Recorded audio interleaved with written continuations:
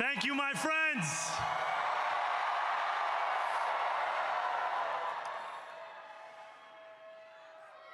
The sun may have set over our city this evening, but as Eugene Debs once said,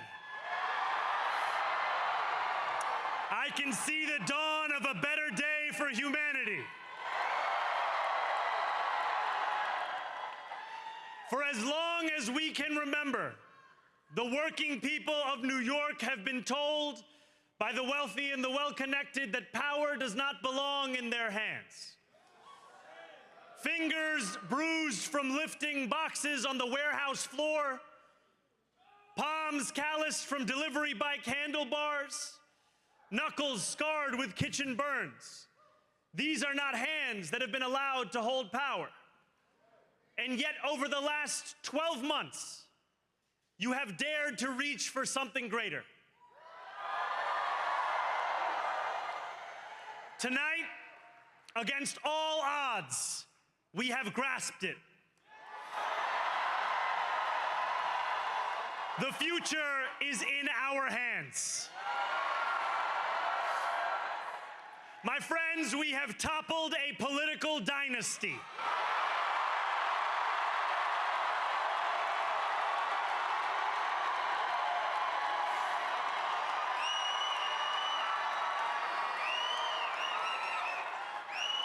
I wish Andrew Cuomo only the best in private life. But let tonight be the final time I utter his name as we turn the page on a politics that abandons the many and answers only to the few.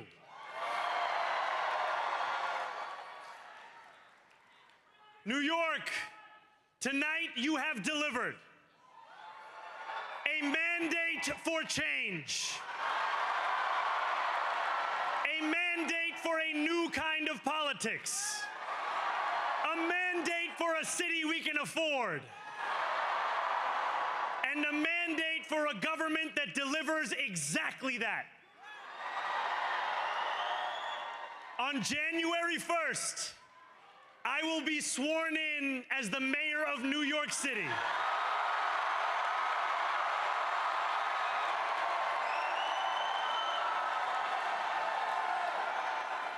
And that is because of you. So before I say anything else, I must say this. Thank you. Thank you to the next generation of New Yorkers who refused to accept that the promise of a better future was a relic of the past. You showed that when politics speaks to you without condescension, we can usher in a new era of leadership. We will fight for you because we are you. Or as we say on Steinway, ana minkum wa ilaykum.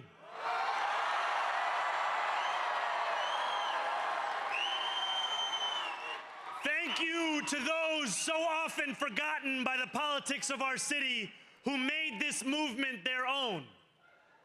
I speak of Yemeni bodega owners and Mexican abuelas, Senegalese taxi drivers and Uzbek nurses, Trinidadian line cooks and Ethiopian aunties. Yes, aunties. To every New Yorker in Kensington and Midwood and Hunts Point, know this. This city is your city, and this democracy is yours too. This campaign is about people like Wesley, an $11.99 organizer I met outside of Elmhurst Hospital on Thursday night. A New Yorker who lives elsewhere, who commutes 2 hours each way from Pennsylvania because rent is too expensive in this city. It's about people like the woman I met on the BX-33 years ago, who said to me, I used to love New York, but now it's just where I live. And it's about people like Richard, the taxi driver I went on a 15-day hunger strike with outside of City Hall, who still has to drive his cab 7 days a week. My brother, we are in City Hall now.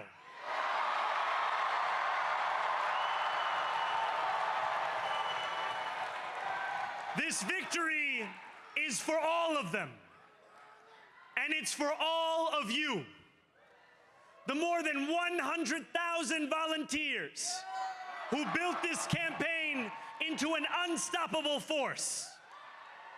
Because of you, we will make this city one that working people can love and live in again.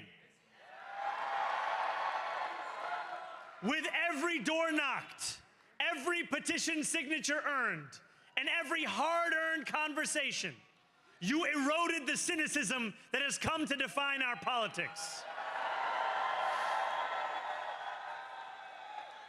Now, I know that I have asked for much from you over this last year. Time and again, you have answered my calls, but I have one final request. New York City, breathe this moment in. We have held our breath for longer than we know. We have held it in anticipation of defeat, held it because the air has been knocked out of our lungs too many times to count, held it because we cannot afford to exhale. Thanks to all of those who sacrificed so much, we are breathing in the air of a city that has been reborn.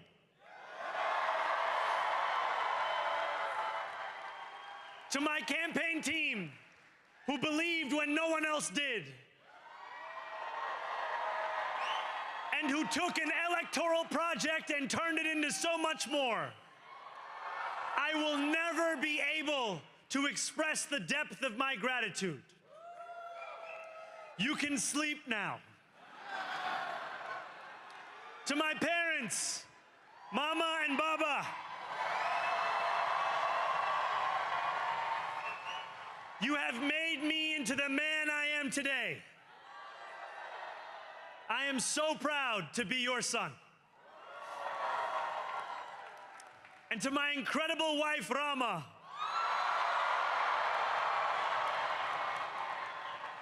Hayati, there is no one I would rather have by my side in this moment and in every moment. To every New Yorker, whether you voted for me, for one of my opponents, or felt too disappointed by politics to vote at all, thank you for the opportunity to prove myself worthy of your trust. I will wake each morning with a singular purpose: to make this city better for you than it was the day before. There are many who thought this day would never come, who feared that we would be condemned only to a future of less, with every election consigning us simply to more of the same. And there are others who see politics today as too cruel for the flame of hope to still burn. New York, we have answered those fears. Tonight, we have spoken in a clear voice. Hope is alive.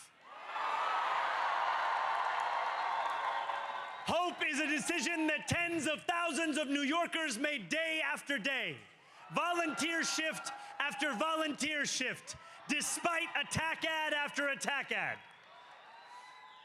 More than 1 million of us stood in our churches, in gymnasiums, in community centers, as we filled in the ledger of democracy.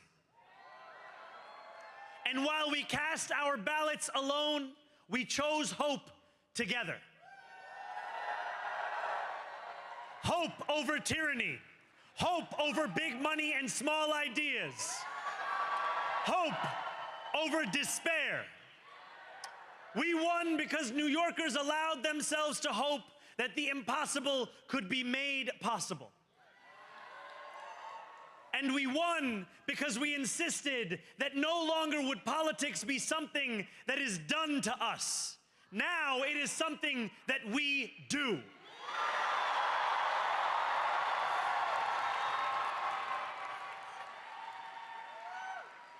Standing before you, I think of the words of Jawaharlal Nehru. A moment comes but rarely in history when we step out from the old to the new, when an age ends and when the soul of a nation long suppressed finds utterance. Tonight we have stepped out from the old into the new. So let us speak now with clarity and conviction that cannot be misunderstood about what this new age will deliver and for whom. This will be an age where New Yorkers expect from their leaders a bold vision of what we will achieve, rather than a list of excuses for what we are too timid to attempt. Central to that vision will be the most ambitious agenda to tackle the cost of living crisis that this city has seen since the days of Fiorella LaGuardia.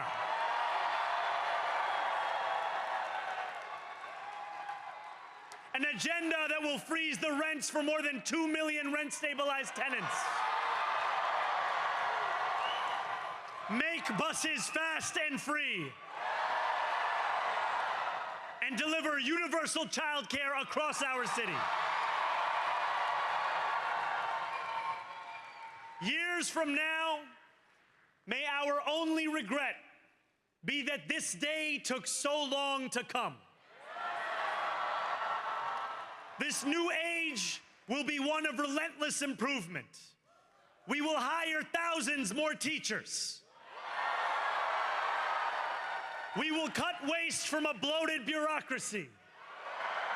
We will work tirelessly to make lights shine again in the hallways of NYCHA developments where they have long flickered.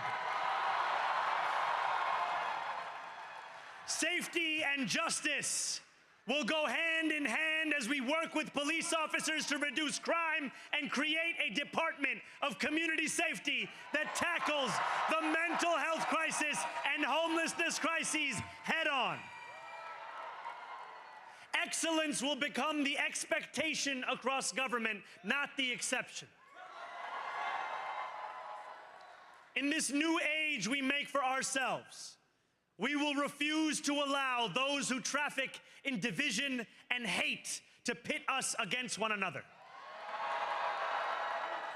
In this moment of political darkness, New York will be the light.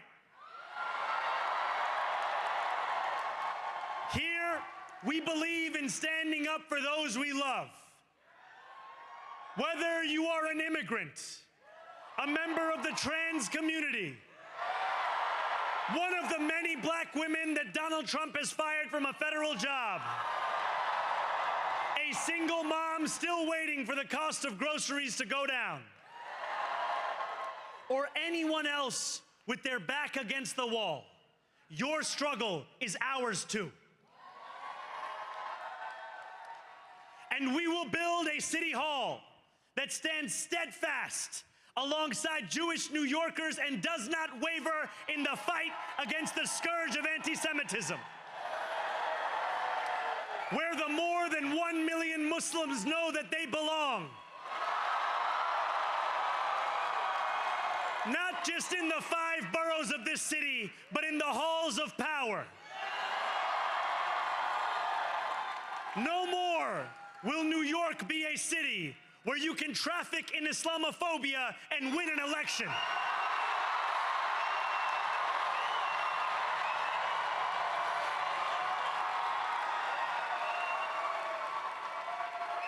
This new age will be defined by a competence and a compassion that have too long been placed at odds with one another. We will prove that there is no problem too large for government to solve and no concern too small for it to care about. For years, those in City Hall have only helped those who can help them. But on January 1st, we will usher in a city government that helps everyone. Now, I know that many have heard our message only through the prism of misinformation. Tens of millions of dollars have been spent to redefine reality and to convince our neighbors that this new age is something that should frighten them.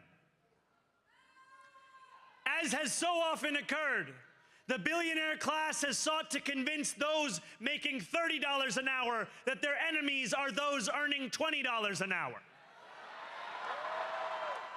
They want the people to fight amongst ourselves so that we remain distracted from the work of remaking a long broken system.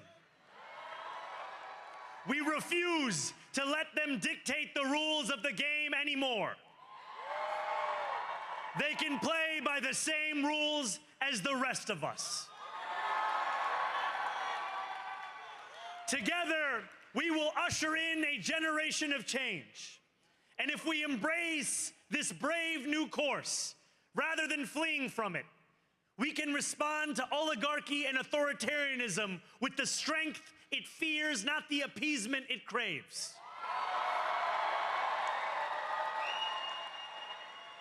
After all, if anyone can show a nation betrayed by Donald Trump how to defeat him, it is the city that gave rise to him.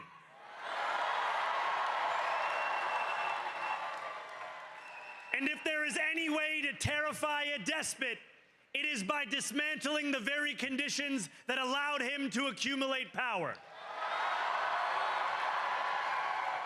This is not only how we stop Trump, it's how we stop the next one.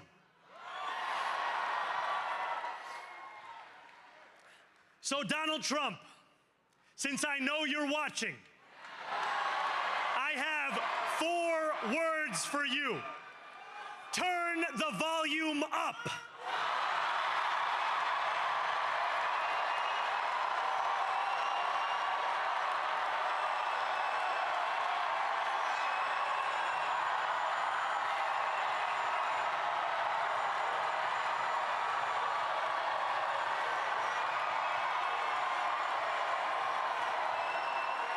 We will hold bad landlords to account because the Donald Trumps of our city have grown far too comfortable taking advantage of their tenants. We will put an end to the culture of corruption that has allowed billionaires like Trump to evade taxation and exploit tax breaks. We will stand alongside unions and expand labor protections because we know, just as Donald Trump does, that when working people have ironclad rights, the bosses who seek to extort them become very small indeed. New York will remain a city of immigrants, a city built by immigrants, powered by immigrants, and as of tonight, led by an immigrant.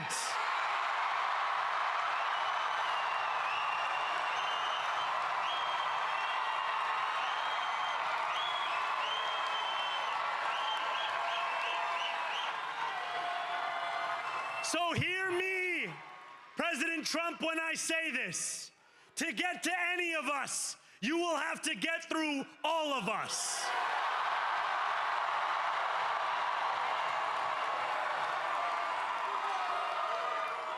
When we enter City Hall in 58 days, expectations will be high.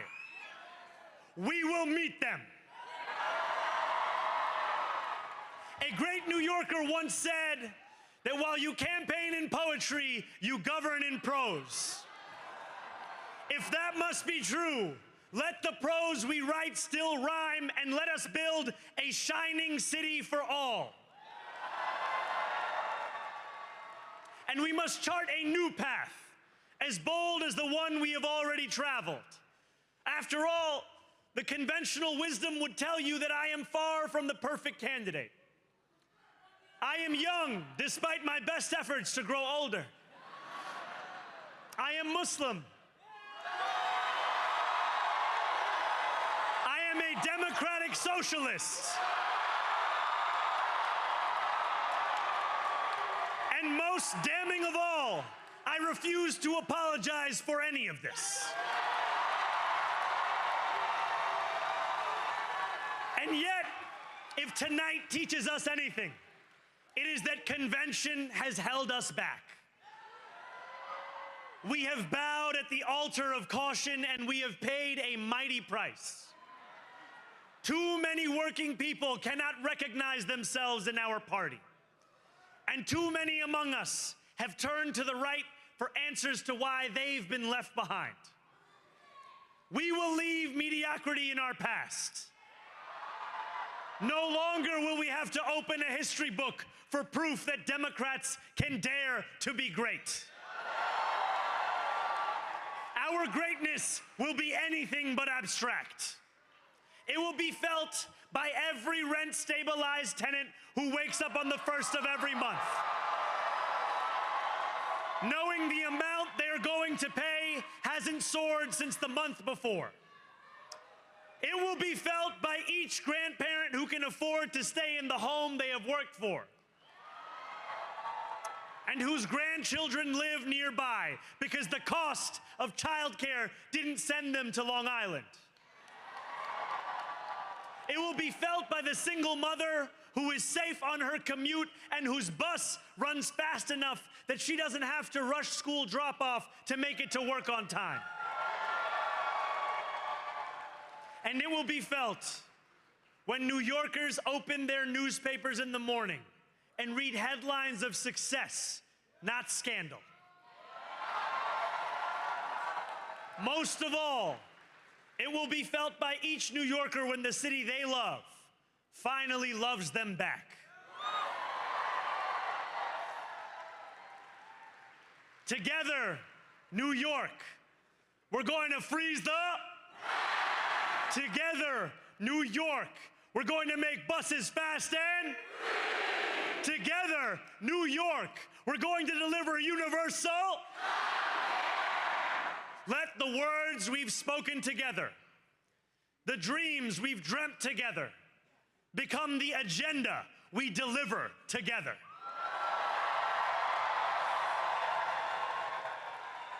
New York, this power, it's yours. This city belongs to you. Thank you.